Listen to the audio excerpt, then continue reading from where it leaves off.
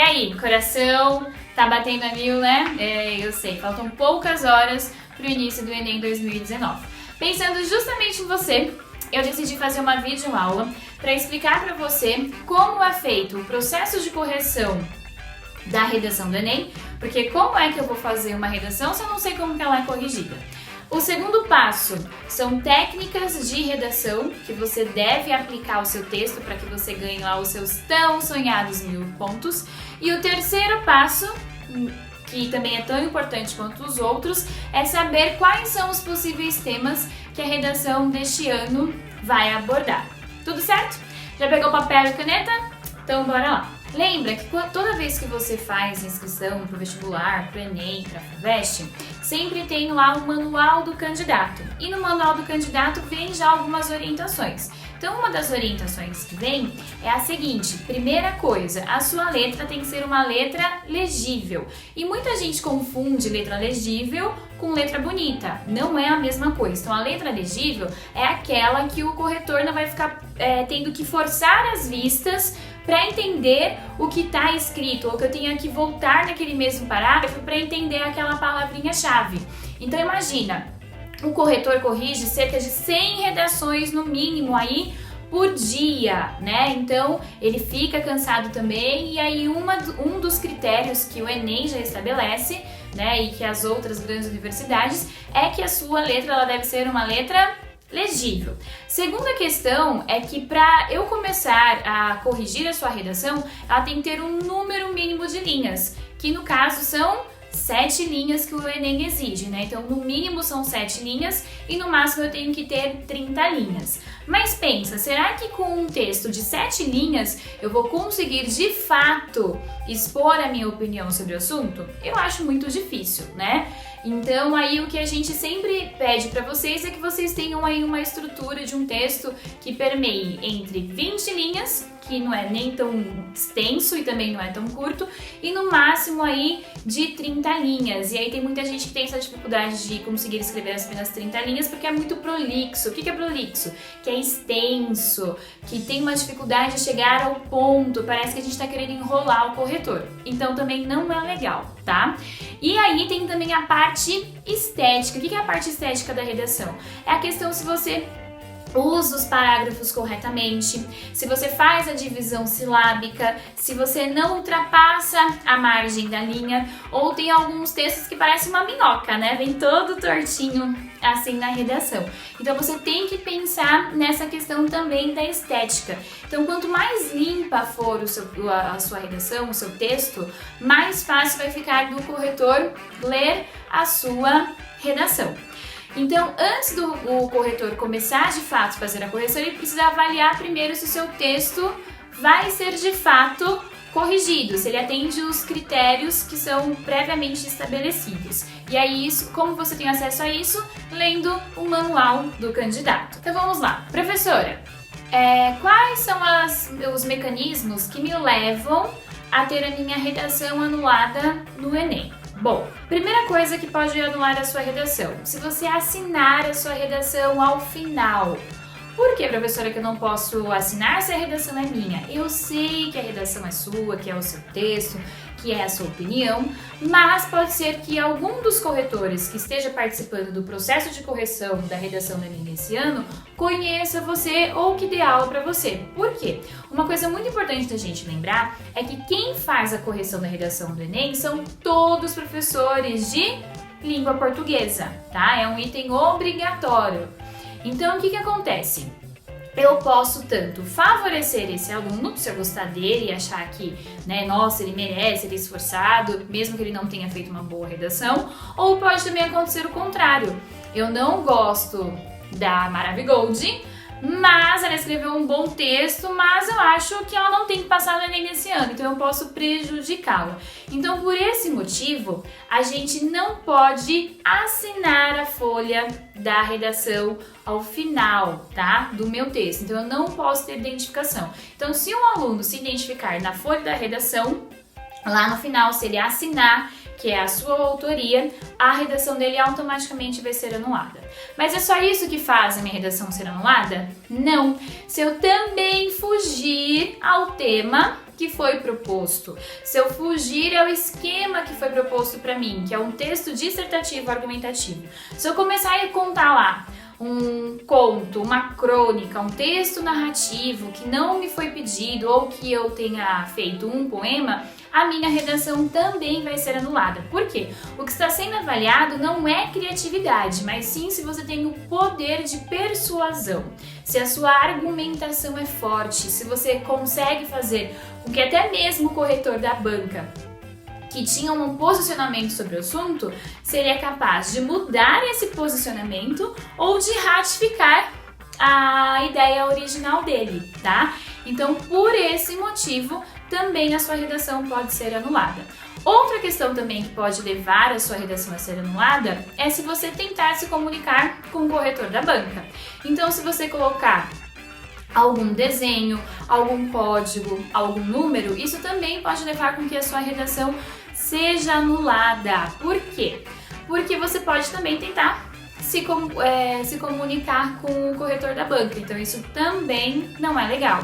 Se você fizer um X bem grande na sua redação, isso demonstra que tudo aquilo que você escreveu você não quer que seja corrigido. Então isso pode anular a sua redação. Mas professora, eu errei em alguns parágrafos na minha redação. Não gostei daquele meu parágrafo. Então pensa, é para isso que eu tenho o rascunho. Mas na hora aconteceu alguma coisa, você ficou nervoso e você escreveu uma coisa que você não quis. Não me faça aquele monte de rabisco. O que você faz? Passa só um traço ali nas linhas que você errou, porque o corretor vai entender que aquelas linhas elas devem ser desconsideradas. Lembra que eu falei no início do vídeo? Tem um aspecto visual que também é levado em consideração. Então, quanto menos erros tiverem, menos manchas tiverem na sua folha de redação, mais fácil fica a correção. Tudo bem? Agora vamos para a segunda parte. Qual que é a segunda parte? Na segunda parte são as competências que a redação do Enem ela solicita. Quais são elas? São 5 competências que são solicitadas, certo? A competência que a gente chama competência número 1 é a questão da modalidade escrita. É para saber se você de fato domina a norma padrão da língua portuguesa. Portanto, é proibido o uso de palavras chulas, de impropérios, de palavrões ou qualquer elemento que deixe claro para quem está lendo a sua redação que você está ofendendo a moral, os bons costumes, os valores que a nossa sociedade tem, tá? Então, é para isso que serve essa primeira competência. A segunda competência é para saber se você de fato entendeu que eu estou pedindo um texto dissertativo argumentativo. Então, ele deve ser escrito em terceira pessoa do singular. Então, ele não pode ser escrito assim: na minha opinião, eu acho, deveria ser feito isso. Não, por isso que a gente usa a partícula C, que vai ser um grande aliado. Então, no lugar de eu escrever nós brasileiros devemos pensar mais na hora de votar. Não escreva assim. Como que eu faço então? Como que eu reformulo essa frase? O brasileiro deve pensar mais na hora de votar. Deve-se pensar mais na hora de votar. Então é quando eu me afasto. Por quê? Quando eu coloco eu ou na minha opinião, é só o que a Raquel pensa. Não é uma verdade universal. E uma das coisas que a gente tem que pensar é que a redação do vestibular ela é feita por o que a gente chama de um auditório universal. Então, qualquer pessoa que esteja lendo aquele seu texto, ele tem que entender, tem que ficar muito claro para ele qual que é o seu posicionamento. A terceira questão é saber se você sabe relacionar todos os conteúdos que você aprendeu ao longo de todos esses anos do ensino médio e também do ensino fundamental. Então, ele quer saber se você sabe ler todas as informações que foram dadas. Tanto é que no Enem, quando você vai fazer a proposta da redação, vem os textos base, certo? Então lá pode ter uma charge, lá pode ter uma tirinha, lá pode ter uma música, pode ter um pedacinho de um texto, pode ter um infográfico, né? Que são os gráficos que a gente tem que saber ler. E geralmente é lá que tem os dados estatísticos que a gente vai basear e também fazer com que os nossos argumentos tenham um maior poder de convencimento, tá? A quarta é a questão se você sabe dominar o que a gente chama de coesão e coerência, se você consegue alinhar os seus argumentos. Então lembre-se, os argumentos eles não devem estar soltos na minha redação. O primeiro argumento deve conversar com o segundo e também deve conversar com o terceiro argumento. Então isso é muito importante. E a quinta é que é a famosa proposta do quê? De intervenção. Lembrando que a redação do Enem, ela é uma situação-problema. Ou seja, muitos alunos perguntam para mim, eu dei um problema para você e você tem que ser capaz de me dar uma resposta. Professora, posso terminar com uma pergunta? Não, nem mesmo se for uma retórica, não é legal. O que é uma pergunta retórica? É aquela que a gente não precisa de resposta. Ah, e o Brasil tem jeito? Tem, a gente sabe que tem jeito, né? Mas eu não devo terminar assim. Por quê? Porque a redação em si já é uma situação-problema e eu preciso saber dar a solução para esse problema, que a gente chama então de projeto de intervenção. E aí uma dica muito boa que eu costumo dar para os meus alunos é de criar um nome fictício para quem? Gente, para esse projeto, porque ele se torna mais sólido, mais consistente. Tudo bem? Então agora que você já sabe o que anula a sua redação e como ela é avaliada, eu vou partir agora para vocês para o terceiro passo. Vamos lá? Então vamos lá. Qual que é a estrutura então de um texto dissertativo argumentativo? A essa altura do campeonato, todos vocês já sabem que é formado por uma introdução, desenvolvimento e conclusão, certo? Então eu tenho essa estrutura na minha redação. Lembra que o corretor, ele corrige cerca de 100 redações no mínimo por dia. Então eu sempre falo para os meus alunos, seja minha Coca-Cola gelada no meio do deserto. Não faz igual um aluno meu não. Vai estar quente se estiver no deserto. Não, o que eu quero dizer, coloca glitter, muita purpurina. Faça com que o elemento da sua introdução faça com que eu até me ajeite, o corretor você até se ajeite na carteira para ver, opa, essa redação aqui é boa, tá? Então, o que eu vou ter que ter na introdução? O próprio nome já diz, eu vou introduzir ao assunto que será falado, que a gente chama também do quê? De tese. Qual é o ponto de vista que eu vou defender? Mas lembra, eu tenho que escrever em terceira pessoa do singular. Então, gente, resumindo, a introdução, ela tem que ser capaz de provocar uma boa impressão para o seu corretor. Professora, tem uma estrutura a introdução? Ela tem também. Qual que deve ser o ideal da estrutura da minha redação?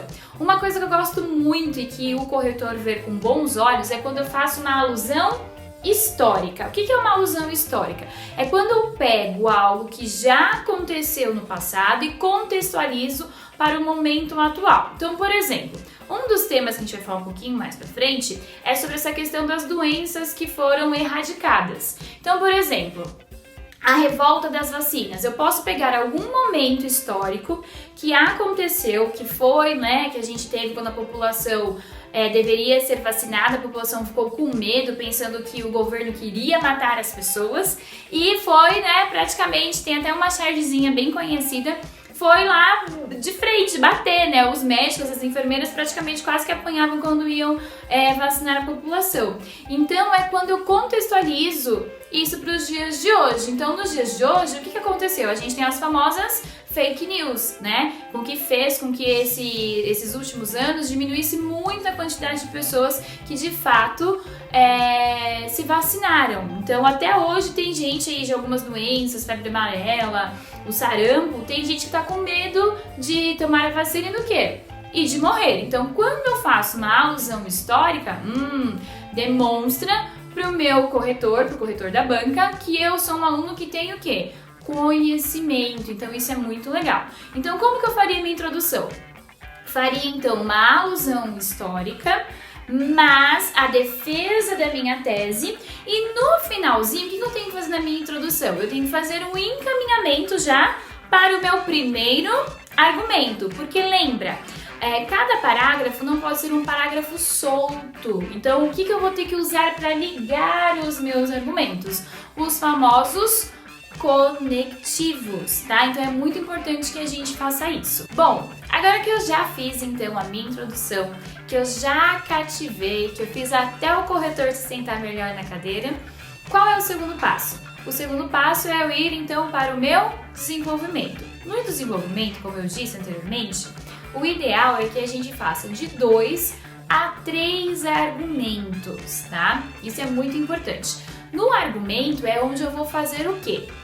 É onde eu vou demonstrar que eu tenho domínio sobre o assunto. Então eu vou pegar experiências pessoais, eu vou lembrar das notícias que o jornal mencionou há muito tempo, da bagagem cultural que eu tenho de vida e como é que está a sociedade nos dias de hoje. Então eu vou desenvolver o meu ponto de vista. Então eu vou usar o primeiro, o segundo e o terceiro. Argumento. Professora, tem algum limite de linhas? Não, não tem. Mas a gente sempre recomenda que um bom argumento, ele deve variar entre 5 e até no máximo 8 linhas. Por que a gente faz isso?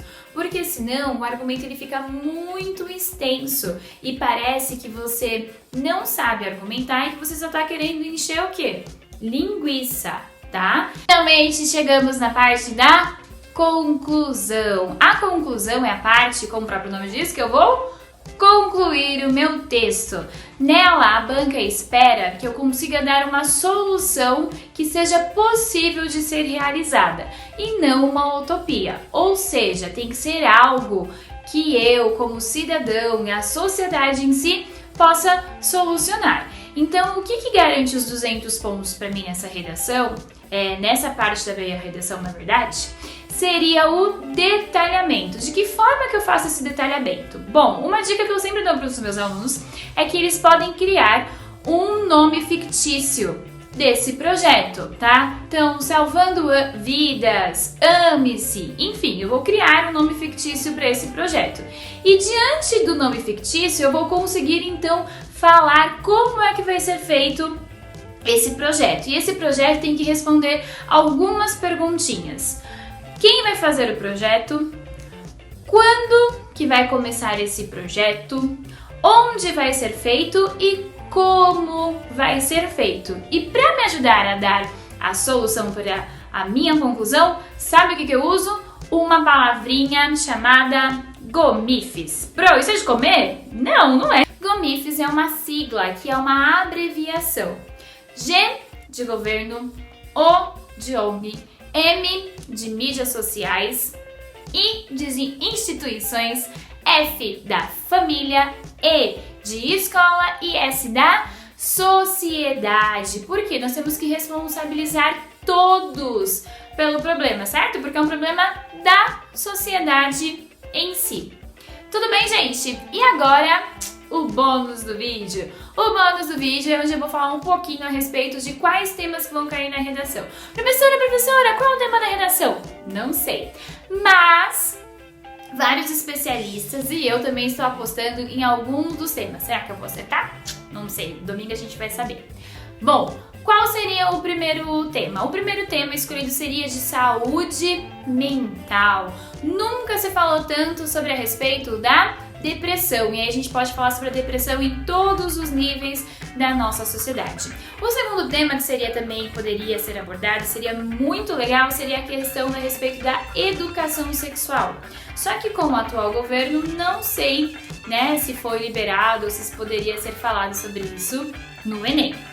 Terceiro tema, meio ambiente. Tivemos várias catástrofes agora recentes que a gente poderia fazer o quê? Comparar com coisas que já aconteceram no passado e infelizmente voltaram a acontecer.